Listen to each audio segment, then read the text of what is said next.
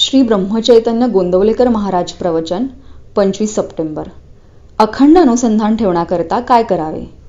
भगवंताने आपल्याला बुद्धी दिली आणि ती चालवून आपण काम करतो, म्हणजे भगवंतच आपल्याकडून सर्व कर्मे घडवीत असतो. त्याच्या प्रेरणेनेच सर्व घडते आहे अशी भावना प्रत्येक कर्मात ठेवली म्हणजे भगवंतावर प्रेम जडते.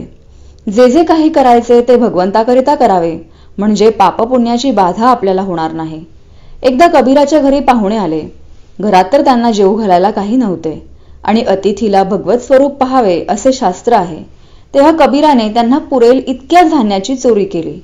चोरी करणे हे वाईट असले तरी ती भगवंताकरिता केल्यामुळे तिचे पाप त्याला नाही लागले. निदान कर्म झाल्यावर तरी भगवंताचे स्मरण करून ते त्याला अर्पण करावे, म्हणजे हळूहळू अभिमान कमी होऊन भगवंतावर प्रेम जडेल. आपण भगवंताचे आहोत, जगाचे नाही असा एकदा दृढ निश्चय करावा. आपण मनुष्य आहोत याची जाणीव जितकी दृढ असते तितका हा निश्चय दृढ असावा. तथापि हे साधणे कठीण आहे. त्याच्या खालोखालचा उपाय म्हणजे जे काही घडते आहे ते भगवत प्रेरणेने, त्याच्या सत्तेने आणि इच्छेने घडते आहे अशी अंतःकरणपूर्वक भावना ठेवावी.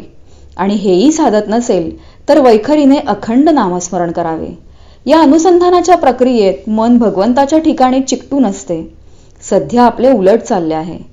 आपण देहाने पूजा करतो, यात्राबित्रा करतो, पण मन मात्र प्रपंचाकडे ठेवतो. सासरी असलेली सून कुटुंबातल्या सर्वांकरिता कष्ट करते.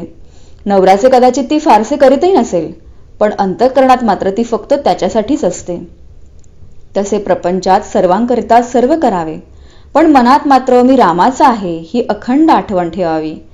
आपले स्टेशन ठरवून आपण गाडीत बसल्यावर मध्ये अनेक गोष्टी घडतील. उभे राहावे लागेल, निरनिराळेचे लोक भेटतील, पण स्टेशनावर उतरल्यानंतर त्या आनंदामध्ये मागचे सगळे आपण विसरून जातो. तसे भगवंताचे ध्येय निश्चित ठरून आपण अनुसंधानात राहिल्यानंतर प्रपंचातल्या अडचणींना अगदी तात्पुरते महत्त्व येते. ध्येय मात्र आधी निश्चित करावे. भगवन नाम हे भगवत कृपेसाठी घ्यावे, कामनापूर्तीसाठी नसावे. नामच ध्येय गाठून देईल. भगवंताप्रमाणे आपण देखील प्रपंचात असून बाहेर राहावे. आपल्या देहाकडे साक्षीत्वाने पाहायला शिकावे. पण ते साधत नसेल तर व्यापात राहून अनुसंधानात असावे.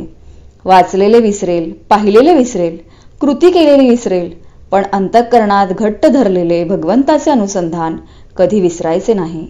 कलियुगात अवतार नसला तरी नामावतार आहे आणि तोच खरा तारक आहे. जय श्रीराम.